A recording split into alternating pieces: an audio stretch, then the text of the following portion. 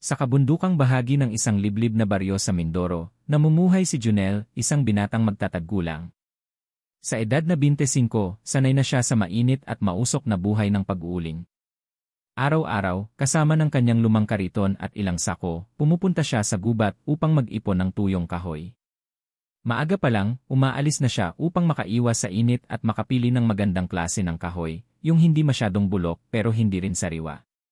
Ito raw ang perpektong klase ng kahoy para sa malinis at mabilis na uling, ayon sa kanyang yumaong ama. Tahimik ang kanyang buhay. Sa baryong iyon, kakaunti lang ang mga tao, halos magkakakilala lahat, at ang bawat kanto ay may kwento. Sa kanilang dulo ng sityo, ilan lamang ang bahay.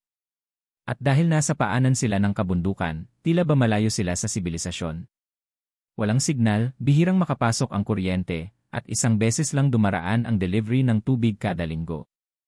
Sa kabila nito, masaya ang mga taga roon dahil malayo sila sa gulo ng lungsod. Kumbaga, isang payak ngunit panatag na pamumuhay. Si Junel ay tahimik, hindi palaimik. Sa tuwing siya ay hindi nag-uuling, madalas siyang nasa bahay lang. May kaunting tanim na gulay sa likod ng kanyang barong-barong, at may ilang manok na kanyang alaga. Sa gabi, naglalambong siya ng banig at nagbabasa ng mga lumang comics na naiwan pa ng kanyang lolo. Wala siyang asawa, wala ring nobya. May mga nagsasabi na sayang siya, gwapo sana at masipag, pero masyadong tahimik.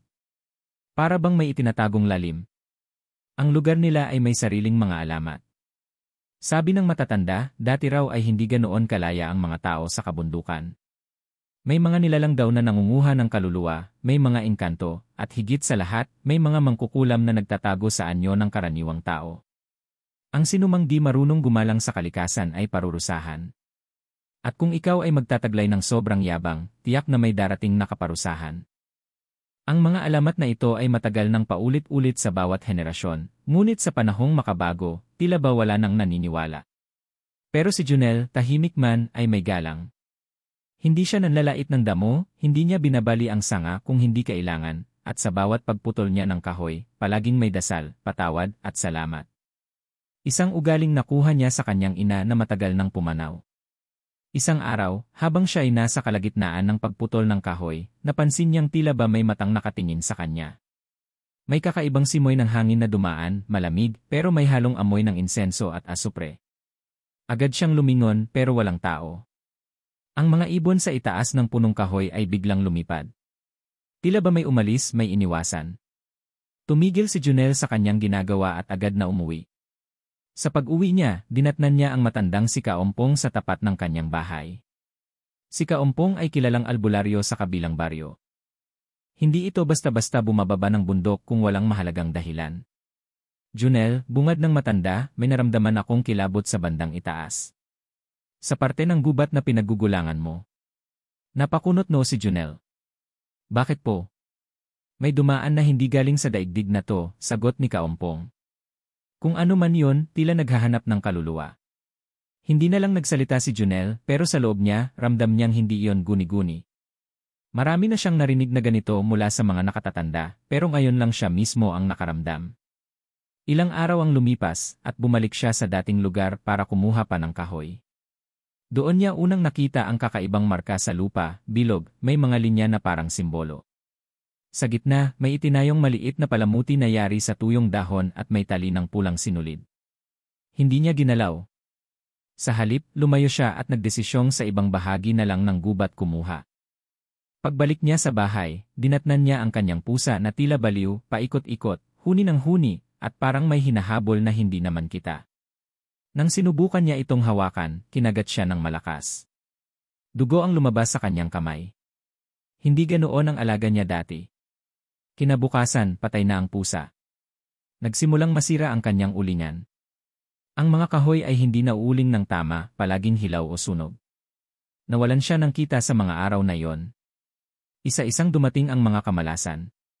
May masamang pakiramdam, laging masama ang panaginip, at parang laging may nakatayo sa gilid ng kanyang dampa kapag gabi. Sa kabila nito, pinilit pa rin niyang manahimik. Sa isip niya, baka isa lang itong masamang yugto. Pero sa kaibuturan ng kanyang damdamin, alam niyang may kakaiba. May nagsisimulang gumalaw sa dilim at siya ang target. Ilang araw matapos masira ang ulingan ni Junel at mamatay ang alaga niyang pusa, nanumbalik ang bahagyang katahimikan sa baryo. Ngunit para kay Junel, hindi pa rin siya panatag. Madalas pa rin siyang magising sa kalagitnaan ng gabi, tila ba may malamig na hangin na dumadaan sa loob ng kanyang dampa, kahit nakasara naman ang bintana at pinto. Sa tuwing sinusubukan niyang ipikit muli ang mga mata, may bumubulong, hindi malinaw, hindi matinis, pero malalim. Parang galit, parang may hinihingi. Isang hapon, habang siya ay abala sa pag-aayos ng kanyang lumang kariton, may lumapit sa kanyang di pamilyar na babae.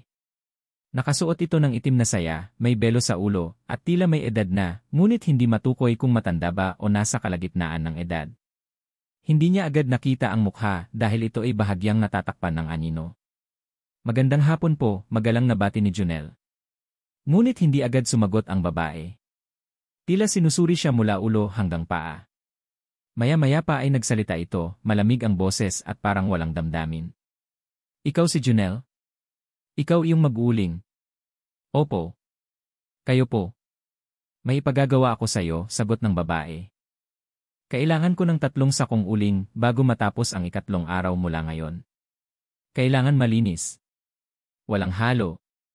Ang gagamitin mo lang ay kahoy ng kamagong, o kung wala, kahit anong kahoy na galing sa silangan ng gubat. Napakunot no si Junel. Ang kahoy sa silangan ng gubat ay itinuturing na sagrado. Madalas ay iniiwasan ito ng mga taga roon dahil may kasaysayan ng mga nawawala roon. Ngunit dahil sa kakulangan sa kita at pangangailangan, napilitan siyang tanggapin. Medyo mahirap po hanapin ang gano'n ng kahoy. Pero sige po, susubukan ko. Ngumiti ang babae o parang ngumiti, ngunit hindi malinaw. Basta't siguraduhin mong matapos bago ang 3 araw. Babalikan kita. Kapag hindi mo natapos, tumigil ito sandali, sabay sulyap sa kanyang mga kamay. May kapalit. Pagkaalis ng babae, napansin ni Junel na may kakaibang amoy sa hangin, parang nasusunog na tambo, may halong amoy ng bulok na dugo. Pumasok siya agad sa bahay, at sa kanyang pagkabigla, nakita niyang may iniwang pulang tela ang babae sa kanyang hapag. Sa gitna ng tela ay may maliit na kahoy na krus na baliktad, at may mga butil ng asin sa paligid nito. Agad niyang isinilid ito sa isang lumang kahon at ibinaon sa likod ng bahay. Gusto niya itong kalimutan, ngunit may bumabagabag sa kanya. Sa gabing iyon, panaginip na naman ang sumalubong sa kanya. Sa kanyang panaginip, nakita niya ang 3 sakong uling na kanyang ginawa, ngunit imbes na uling, laman loob ng hayop at tao ang laman nito. Sa tabi ng mga sako, naroon ang babae, umanga at naglabas ng napakahabang dila na parang ahas. Pagkagising, basang-basa siya ng pawis. Sa gilid ng kanyang higaan, naroon na naman ang pulang tela, malinis, walang alikabok, at bagong ayos. Para bang hindi niya ito ibinaon. Kinabukasan, pinilit niyang hanapin ang kahoy sa silangan ng gubat. Matapos ang ilang oras ng paglalakad, natagpuan niya ang isang punong kamagong na tuyo na tila kusang bumagsak. Dali-dali niya itong pinutol at isinakay sa kariton. Ngunit habang pababa siya ng bundok, bigla siyang nadulas. Napasubsob siya sa lupa, at pagtingin niya sa kanyang binti, may sugat itong hugis at sulok, sariwang hiwa na parabang sinadyang gawin. Binalot niya ito at pilit tinapos ang kanyang pag-uuling. Sa loob ng 2 araw, halos hindi siya natulog. Tila ba may tumitingin sa kanya habang ginagawa niya ang uling, at bawat beses na magbubuga ng usok ang pugon, may mga aninong lumilitaw sa paligid, mabilis, mapurol, hindi maaninag ng malinaw. Sa 3 araw, natapos niya ang 3 sako. Pinagpag niya ito, siniguro niyang malinis. Ngunit may kakaibang amoy, parang nasunog na buhok at karne. Hindi niya ito inisip at inilagay lang sa gilid ng kanyang kubo, gaya ng bilin ng babae. Pagsapit ng hating gabi, bumalik ang babae. Hindi ito kumatok. Hindi rin ito nagsalita. Basta't naroon na lang siya, nakatayo sa harap ng mga sako. Natapos mo, sabi nito, malamig ang tinig. Opo, sagot ni Junel, nanginginig ang boses. Nilapitan ng babae ang mga sako, binuksan isa-isa, at sininghot. Tila ba masaya siya sa kanyang nakita. Ngunit bago siya umalis, nilapitan niya si Junel at binigyan ito ng isang maliit na kahon. Kapag dumilim ang paligid, ito lang ang magliligtas sa iyo, sabi niya. Pag-alis ng babae, agad na pumasok si Junel sa kanyang bahay at binuksan ang kahon. Sa loob nito ay isang maliit na kandila, kulay pula, amoy insenso, at may ukit sa gilid, liwanag sa dilim. Wala siyang ideya kung ano ang ibig sabihin noon, ngunit sa loob-loob niya, alam niyang hindi pa tapos ang lahat. Ang kahon ay tila may mabigat na enerhiya.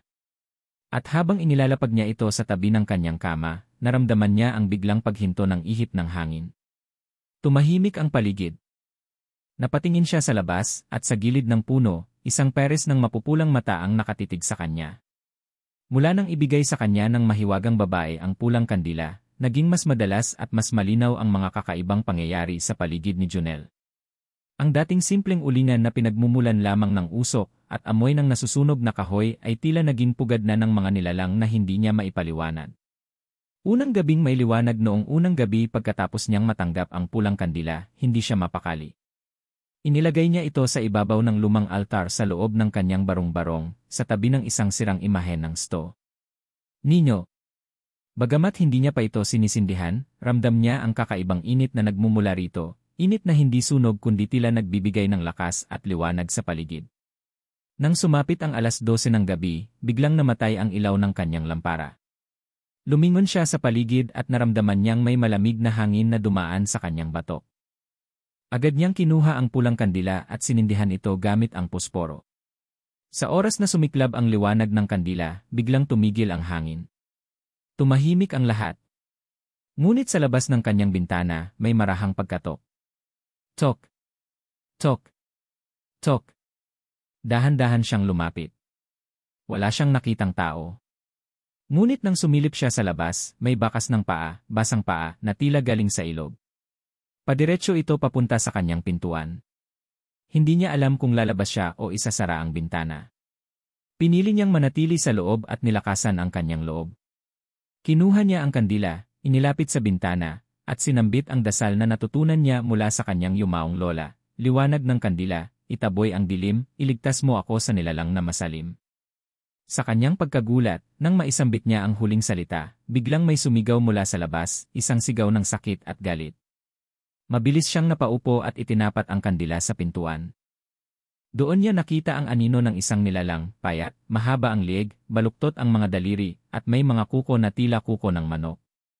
Bisperas ng kakaibang gabi kinabukasan, nagtanong-tanong si Junel sa mga matatanda sa baryo tungkol sa kahulugan ng pulang kandila. Isa sa kanila, si Mang Ruperto, isang matandang bulag ngunit kilala sa pagiging sensitibo sa mga espiritu, ang nagsabi, ang pulang kandila ay hindi basta ilaw. Yan ay proteksyon. Pero tandaan mo, Junel, hindi yan panghabang buhay. May araw lang ang bisa niyan. Kapag naupos na yan, kung anuman ang sinusubpo nito, babalik. At mas malakas. Nanlamig si Junel. Hindi niya alam kung ilang gabi pa niya kayang patagalin. Kaya't nagdesisyon siyang bantayan gabi-gabi ang kandila at huwag hayaang tuluyang maubos. Ang panaginip ng alingawmaw sa pangalawang gabi, habang nakatitig siya sa kandila, nakatulog siyang nakaupo. Doon ay napanaginipan niya ang ulingan. Sa kanyang panaginip may mga bata roong naglalaro. Ngunit nang lapitan niya, ang mga mukha ng mga bata ay unti-unting natutunaw at mula sa kanilang bibig ay lumalabas ang itim na usok. Sa gitna ng ulingan, nakita niya ang babae, ang mangkukulam. Nakaupo ito sa gitna ng bilog na apoy, at sa tabi niya ay may mga bangkay ng hayop at isang sanggol na umiiyak. Kapag naubos ang kandila, ikaw ang susunod, bulong ng babae sa kanyang panaginip. Pagkagising niya, malamig ang kanyang katawan. Nanginginig. At ang kandila, kalahati na lang ang natitira. Umuusbong ang takot ng baryo, habang palala ng palala ang mga kababalaghan sa paligid ni Junel, pati ang mga kapitbahay niya ay nagsimulang makaramdam ng kakaiba. May isang umagang may nagbenta ng isda sa baryo na nagsabing habang tinatahak niya ang daan malapit sa kubo ni Junel, may narinig siyang umiiyak na sanggol. Pero nang hanapin niya, wala naman siyang makita. Isa sa mga bata sa baryo ang sinumpong ng matinding lagnat matapos makipaglaro sa tapat ng ulingan. Walang makitang dahilan ang manggagamot, pero ang bata ay paulit-ulit na nagsasabing, ayaw niya sa akin, ayaw niya sa akin. Desisyon ni Junel, naramdaman ni Junel na kailangang may gawin siya. Kinuha niya ang natitirang kandila at nagpunta kay Mang Ruperto. Kung totoo ang sinasabi mong di basta-basta ang kandila, ani Junel, anong dapat kong gawin kapag naupos na ito? Tahimik si Mang Ruperto. Tila nag-iisip ng malalim. Maya-maya, nagsalita ito, kapag dumating ang huling gabi, kailangan mong ilagay ang kandila sa gitna ng ulingan. 4 na bote ng asin ang ilibot mo sa paligid, at ang sako ng uling na ginamit mo sa babae, dapat sunugin mo pabalik. Hindi ang kahoy kundi ang uling mismo. Ibalik mo sa apoy ang apoy na galing sa dilim. Hindi ito agad maintindihan ni Junel, ngunit alam niyang kailangang sumunod. Ang tanong ay, sapat pa ba ang oras niya? Huling babala pagsapit ng 3 gabi, tumunog ang kanyang orasan ng 12:00. Muli na namang lumamig ang paligid, at ang pulang kandila, ngayoy halos isang daliri na lang ang haba. Sa pagtingin niya sa paligid, nakita niyang may mga mata sa dilim, hindi lang isa, kundi 5, 8, 10. Napapaligiran na siya. At mula sa gilid ng kanyang tahanan, narinig niyang bumubulong na ang babae, Junel, ang kandila mo'y halos wala na, handa ka na bang ipalit ang kaluluwa mo? Sa gitna ng matinding takot, pinilit ni Junel na manatiling kalmado, habang papaliit ng papaliit ang liwanag ng pulang kandila. Nagsisimula ng manginig ang apoy nito, at parang nararamdaman na rin niya ang bigat ng hangin sa paligid. Hindi na ito basta lamig, ito'y tila panggigipit ng mga nilalang na naghihintay sa dilim. Ang pagbalik ni Lola Magda sa kanyang pag-aalala, naalala ni Junel ang yumaong Lola Magda, ang kanyang lola sa ina na kilala sa kanilang baryo bilang hilot at may alam sa mga bagay na kababalaghan. Bagamat matagal na itong sumakabilang buhay, tila nananariwa sa alaala niya ang mga payo nito noon pa.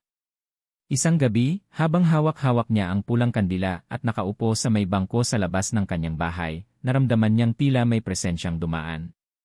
Ang hangin ay biglang humalimuyak ng dahon ng sambong, at isang boses na pamilyar ang kanyang narinig, Junel, anak, huwag kang matakot sa dilim kung ang puso mo'y may ilaw. Bigla siyang napatingin sa kandila. Ang apoy nito ay mas lumiwanag kaysa dati. At sa kauna-unahang pagkakataon, nakita niya ang isang aninong babae, mahaba ang buhok, at nakasuot ng barot saya, nakatayo sa tapat ng ulingan. Lola Magda, tanong niya, halos hindi makapaniwala. Ngunit ang anino ay unti-unting naglaho sa liwanag ng kandila. Naiwan lamang ang bahagyang init ng yakap, at isang mensaheng malinaw niyang narinig, alamin mo ang pinagmulang apoy ng kandila, at makikita mong ito rin ang susi sa paglaya. Pagbabalik sa ulingan kinabukasan, dinala ni Junel ang kandila papunta sa mismong ulingan kung saan siya halos malason noon. Doon niya sinindihan muli ang kandila. Sa kanyang pagkagulat, nagbago ang apoy, mula sa pulang apoy ay naging bughaw ito, at sa paligid ng ulingan ay unti-unting bumuka ang lupa. Mula sa bitak ng lupa ay may lumabas na lumang kahon na tila gawa sa kahoy ng mulab. Mabigat ito, ngunit binuksan niya. Sa loob nito ay may lumang sulat na may pamagat na apoy ng kandilang dugo. Ayon sa sulat, ang pulang kandila ay gawa sa pinaghalong pinatuyong dugo ng isang taong may dalisay na puso at wagas na hangarin, sinamahan ng langis ng sambong, at binendisyonan ng sinumpang apoy mula sa isang ulingang nasaniban noon ng mangkukulam. Napatda si Junel.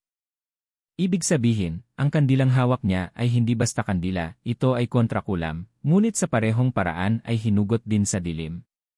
Ang apoy nito ay parehong makapagliligtas at makapapatay, depende sa layon ng gumagamit. Ang gabing malapit na ang hangganan, ika-4 na gabi. Kaunti na lang ang natitirang kandila. Alam niyang hindi na siya pwedeng umasa lamang dito. Kailangan na niyang kumilos. Kailangan niyang harapin ang mangkukulam at tapusin ang sumpa bago tuluyang mawala ang ilaw. Dito siya nagpasya na bumalik sa bahay ng matandang babae na nagbigay sa kanya ng kandila, ang misteryosang matanda sa palengke. Ngunit sa kanyang pagtataka, pagdating niya sa palengke, wala ang matanda. Wala ring bakas na may tindang kandila doon. Naglibot siya sa buong bayan, tinanong ang mga nagtitinda, ngunit lahat ay nagsabing walang ganong matandang nagtitinda ng kandila roon. Halos mawalan siya ng pag-asa hanggang sa isang tahimik na babae, nagtitinda ng walis, ang lumapit at nagsabing, ang kandilang pula. Iyon ay ibinibigay lamang sa pinili. At kung ikaw ay nakatanggap, ibig sabihin, may dapat kang tuparin. Napaisip si Junel. Pinili siya. Para saan? Ang pagkakatukla sa layunin, bumalik si Junel sa ulingan, dala ang lahat ng bagay na itinuro ni Mang Ruperto, asin, lumang uling, sako ng alkitran, at ang kandila. Doon, inilibot niya ang asin sa paligid ng ulingan. Sa gitna, inilagay niya ang kandila, at sa paligid nito, sinindihan ang uling gamit ang apoy ng kandila mismo. Muli, naging bughaw ang apoy. At nang kumalat ito sa buong bilog ng uling, isang aninong babae ang muling lumitaw. Ngunit hindi na ito si Lola Magda. Ito ang mangkukulam. Pagkaharap sa mangkukulam sa kanyang pagharap sa aninong nilalang, lumitaw sa katawan nito ang balat na parang sunog at mga mata nitong pulang-pula.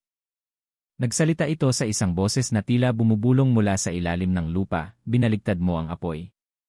Pinaghalo mo ang kadiliman at kaliwanagan. Ngayon, dapat mong bayaran ang kabaligtaran. Ngunit hindi na umurong si Junel.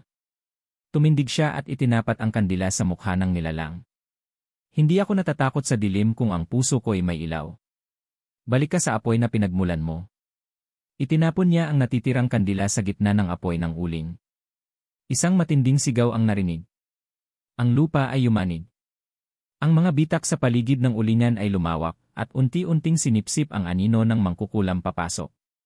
At sa huling liwanag ng kandila, isang bulong ang narinig niya. Hindi pa ito ang wakas, matapos ang madugong inkwentro sa ulingan at ang biglaang paglaho ng mangkukulam sa apoy, akala ni Junel ay tapos na ang lahat. Ngunit mali siya. Sa halip na kapayapaan, isang nakakabinging katahimikan ang pumalit sa paligid, at sa loob-loob niya, may bumubulong na hindi pa ito ang wakas. Pagbalik sa katahimikan pag-uwi ni Junel, walang sinuman ang naniwala sa kanyang kwento. Para sa karamihan, isa lamang siyang binatilyong na trauma sa sunod-sunod na hindi maipaliwanag na pangyayari. Ngunit ramdam niya sa bawat sulok ng kanyang bahay ang malamig na hangin, ang tunog ng mga yabag na hindi niya makita kung kanino galing, at ang mga kandilang sa mesa ay kusang namamatay sa tuwing sumasapit ang 2:00 ng madaling araw. Mas tumindi ang kababalaghan.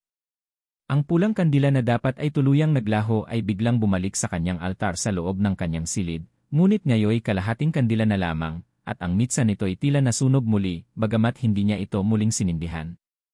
Ang panaginip na hindi panaginip kinagabihan, napahimbing si Junel sa gitna ng matinding pagod. Ngunit sa kanyang pagkakatulog, isang kakaibang panaginip ang dumapo sa kanyang diwa. Nakita niya ang kanyang sarili sa loob ng isang kuweba. Ang paligid ay puno ng mga kandila pula, puti, itim at bughaw. Sa gitna ng kuweba, may isang dambuhalang nilalang na tila gawa sa abo at usok. Ang mga mata nito ay kumikislap sa pula at ang tinig nito ay hindi tinig ng tao. Isang kandila ang naubos, ngunit ang 7 apoy ng sumpa ay hindi pa nawawala. Bawat apoy ay kaluluwang hindi pa naliligtas. Nang tanungin ni Junel kung sino ito, sagot lamang ng nilalang ay, ako ang pundasyon ng mga sumpang kandila. Ako ang pinagmulan, ako rin ang wakas. Nagising si Junel na pawis na pawis. Ngunit ang pinakakakilakilabot, ang kanyang palad ay may nakaukit na simbolo, isang kandila na may 7 apoy sa palibot. Ang aklat ni Lola Magda sa labis na takot at pagkalito, naalala niya ang lumang bowl ni Lola Magda na itinago sa likod ng aparador noon. Nang buksan niya ito, nandoon pa rin ang lumang aklat, mga banal at itim na kandila. Sa loob nito, may bahagi na nakabookmark ng tuyo at pinatuyong dahon ng sambong. Nakalagay sa pahinang iyon, kung ikaw ay makatanggap ng kandilang pulang inialay sa gabi ng bagong buwan, dala nito ang sumpa ng 7 apoy. Bawat apoy ay may kaluluwang nasangla. At tanging ang magtatagalang dalisay ang loob ang makakapagputol ng tanikala. Napamulagat si Junel. Ang kanyang natanggap na kandila ay malinaw na hindi ordinaryo. At ang kanyang papel ay hindi pa tapos.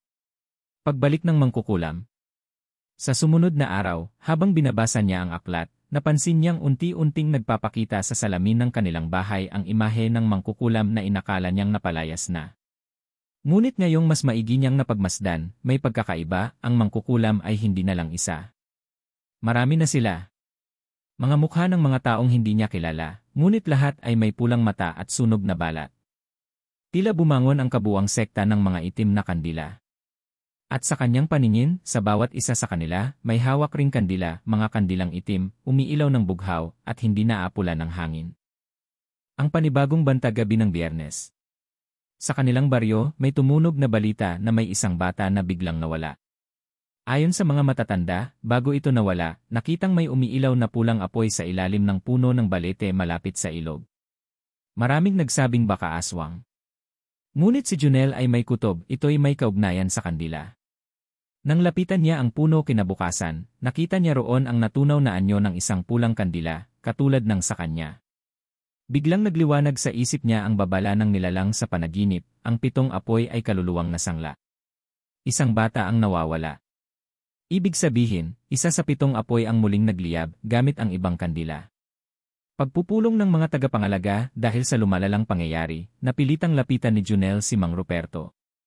Nang marinig ng matanda ang buong kwento, bigla itong natigilan. Hinawakan siya sa balikat at sinabing, hindi ka na lamang tagapagtanggol. Isa ka ng tagapagdala ng liwanag.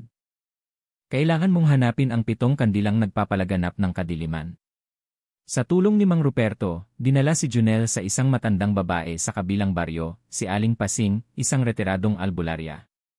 Doon ay pinakitaan siya ng isang lumang mapa, hindi mapa ng lugar kundi mapa ng espiritu, kung saan naninirahan ang 7 apoy ng sumpa. At bago siya umalis, sinabihan siya ng matanda, ang kandila mo, kahit ubos na, ay magbabalik kung totoo ang hangarin mo. Ngunit sa bawat apoy na iyong haharapin, may kabayaran. Kaluluwa sa kaluluwa. Nagsimula na ang pinakadelikadong bahagi ng buhay ni Junel, ang paglalakbay upang hanapin at puksain ang 7 kandilang nagpapalaganap ng kadiliman. Isa siyang ordinaryong binata, ngunit sa ilalim ng liwanag ng isang misyon, kailangang harapin niya ang mga nilalang na lampas sa abot ng rasyonal na isipan. Ang unang kandila, apoy ng galit ayon sa mapa ni Aling Pasing, ang unang kandila ay nakatago sa isang dating abandonadong paaralan sa bundok ng Sapinit. Doon, isang espiritu ng batang lalaki ang naliligaw, si Tomas, isang estudyanteng pinahirapan ng kanyang mga guro at kalaunay pinatay ng kapwa estudyante sa loob ng banyo ng paaralan. Habang naglalakad si Junel sa makulimlim na daan papuntang paaralan, ramdam niyang bawat hakbang ay may nagmamasid. Nakayuko ang mga damo, tila may mga matang sumisilip mula sa mga anino. Sa pagdating niya sa eskwelahan, naroon sa lumang kwarto ang kandilang may apoy na nagbabaga sa pula, sumisigaw ng galit, ng paghihiganti. Biglang bumukas ang mga lumang lockers, lumabas ang usok at sa gitna ay lumitaw ang anyo ni Tomas, mga matay itim, may dugo sa gilid ng bibig. Lahat sila pinabayaan ako. Ngayon, lahat sila isusumpa ko, ani Tomas. Hindi ginamit ni Junel ang dahas. Sa halip, inilabas niya ang kanyang lumang kandila, ngayon ay may munting sindi. Tomas, hindi mo na kailangang magalit. Hindi mo kailangang manatili rito, anya.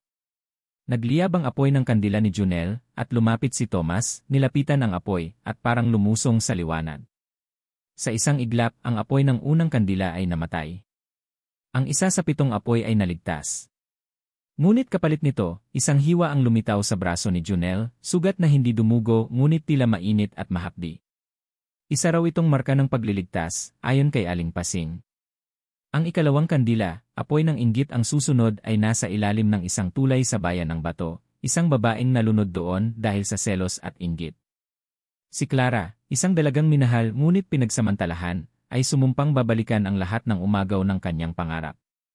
Nang dumating si Junel, nagmistulang ilog ng dugo ang ilalim ng tulay. Ang kandila roon ay kulay berde, umiilaw sa maitim na tubig. Biglang umahon ang hugis ni Clara, mahaba ang buhok, mga mata ay walang itim, buong katawan ay basa't malamig ang ihip. Ano ng karapatan mong tanggalin ang apoy ko? Pinagkaitan ako, sigaw niya. Hindi ako narito para itaboy ka, Clara. Narito ako para ibalik ang kapayapaan na ninakaw sa'yo, sagot ni Junel habang hawak ang kanyang kandila na ngayon nagiging asul ang apoy.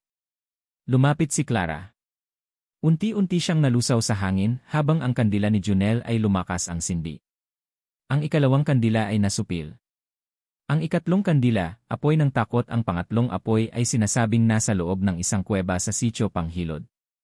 Ito raw ay pinamumugaran ng isang nilalang na kinakatakutan ng mga katutubo, si Balo, isang aninong hindi lalaki, hindi babae, ngunit puro pangamba.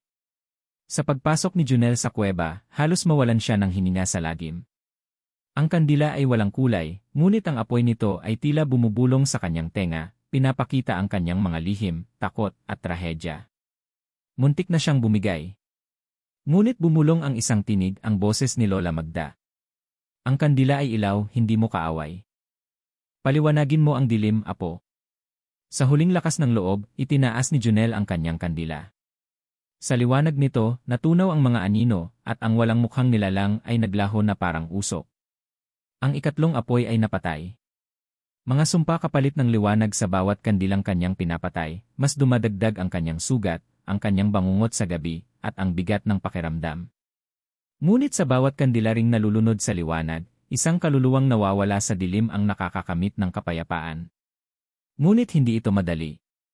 Dahil ang mga susunod pa ay mas malalim, mas mapanganib, at mas personal. Aling Pasing ay may huling paalala bago siya tuluyang tumuloy sa ika-4, sa ika-4, hindi basta apoy ang kalaban mo. Isa itong kandila na minsang isinindi ng isang taong mahal mo. Bago tumulak si Junel sa ika-4 na kandila, isang panaginip ang bumisita sa kanya. Sa panaginip, nakita niya ang kanyang yumaong ina, si Aling Editha, umiiyak sa harap ng altar na may sinding kandila. Walang ibang liwanag sa paligid kundi ang kulay abong apoy ng kandila, at sa bawat patak ng luha ng kanyang ina, lalong lumalakas ang sindi nito. Doon niya na lamang ito ang kandilang isinindi ng pagdadalamhati, ang kandilang gawa sa luha ng isang inang nabigo sa sarili niyang anak. Ang landas pabalik ang susunod na kandila ay matatagpuan sa mismong bahay na kanilang tinirhan noon sa Sitio Luyong. Matagal na niyang iniwasan ang lugar na yon. Doon naganap ang gabing iniwan niya ang kanyang ina. Matagal siyang nagtampo, matagal siyang naglayas. At hindi man lang siya nakauwi noong ito'y namatay. Pagdating niya roon, ang bahay ay mistulang nabalot ng panahon, may lumang kurtina pa sa bintana, mga alikabok sa bawat sulok, at sa gitna ng sala, nandoon pa rin ang altar na minsang pinagsindihan ng kandila ng ina niya. Ngunit ngayon, sa gitna ng altar, nandoon ang kandilang kulay abo ang katawan, at kulay luha ang apoy, pumapailan lang na parang usok mula sa sugat ng damdamin. Ang diwa ni Aling Editha mula sa altar, bumangon ang diwa ng kanyang ina. Hindi ito mukhang mapanakit. Hindi ito mukhang masama. Ngunit may lungkot sa mata nito na parang libo-libong taon nang dinadala. Junel anak dumating ka rin, ani Aling Editha. Napaluhod si Junel. Hindi niya mapigilan ang pagtulo ng luha. Inay patawarin niyo po ako. Ang dami kong pagkukulang. Di ko man lang kayo nabigyan ng pagkakataong masabi kung gaano kita kamahal. Ang kandila sa altar ay mas lumakas ang apoy, umapoy sa bughaw na parang pag-asang muling naglalagablab. Ngunit sa gitna ng emosyon, may isang aninong lumitaw sa likod ng kanyang ina, isang nilalang na tila nabubuhay sa guilt at pagsisisi. Ang halimaw na ito ay tinatawag sa mga kwento ni Aling Pasing bilang si Paninisi, isang aswang na nabubuhay sa mga taong pinagsisihan ang kanilang nagawa. Ang nilalang ay lumapit at sinimulang higupin ang kandila. Nagpupumiglas ito, gustong kunin ang liwanag na natitira kay Aling Editha. Ngunit tumayo si Junel, inilabas ang kanyang kandila, at sumigaw, hindi mo kayang angkinin ang pagmamahal naming mag-ina. Sa isang iglap, ang apoy ng kandila ni Junel ay nagningning sa puting liwanag, at ang nilalang ay napaso, umatungal, at naglaho sa alikabok. Pagpapatawad at pagtanggap matapos nito, lumapit si Aling Editha sa kanyang anak. Anak, hindi ako kailanman nagtanim ng sama ng loob. Ang bawat luha ko, hindi galit kundi dasal. Hindi ka kailanman nawala sa puso ko. Ang kandilang gawa sa luha ay unti-unting naglaho, hindi sa pagkamatay, kundi sa pagsanib nito sa kandila ni Junel. Iyon ang unang kandilang hindi niya pinatay, bagkus, tinanggap at pinagsama sa kanyang liwanag. Isang paalala ito na ang pag-ibig ng isang ina ay hindi kailanman naglalaho, ito ay nagiging ilaw sa mga oras ng kadiliman. Ang bagong lakas paglabas niya ng bahay, hindi na siya ang dating Junel na puno ng pagdududa. Ngayon, dala niya ang lakas mula sa pag-ibig ng kanyang ina, isang kandilang may apoy na hindi basta napapatay. At ito rin ang ilaw na kakailanganin niya sa pinakahuling pagsubok. Dahil ang ikapitong kandila ay hindi lang apoy ng kadiliman, ito ang apoy ng huling sumpa, at ang mismong pinagmulan ng lahat ng kulam na bumalot sa kanyang buhay. At sa kanyang harapan, ang langit ay tila nagbabadya ng bagyo. Ilang araw na ang lumipas simula nang matagpuan ni Junel ang kandilang gawa sa luha ng kanyang ina. Sa bawat kandilang kanyang pinuksa o iniligtas, pakiramdam niya'y unti-unti siyang lumalalim sa isang misyon na hindi na lamang para sa kanyang sarili. Ito'y para sa buong Sitio Luyong, para sa mga inosenteng na biktima ng kulam, at para sa mga kaluluwang ninakawan ng liwanag. Ngunit ang pinakahuli ay ang pinakadelikado.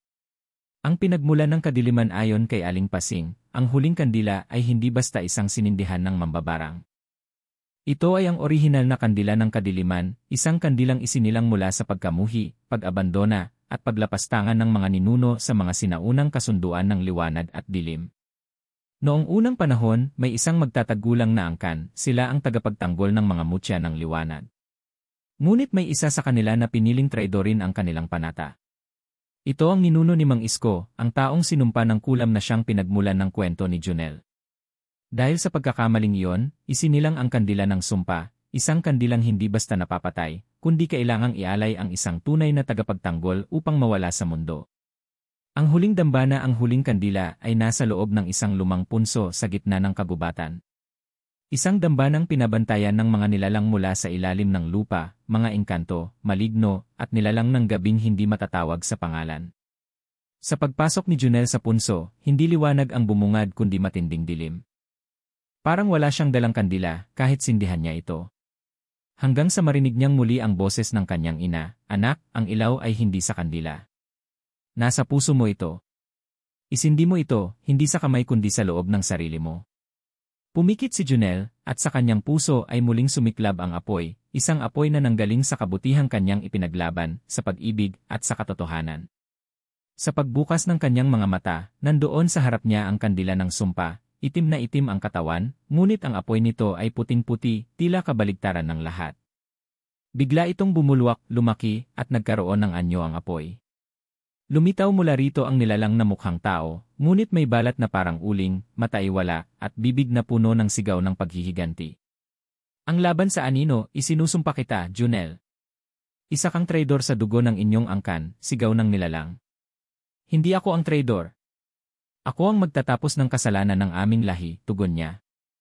Ang anino ay sumugod sa kanya, ngunit ang kandilang nasa puso ni Junel ay lumawak ang liwanag.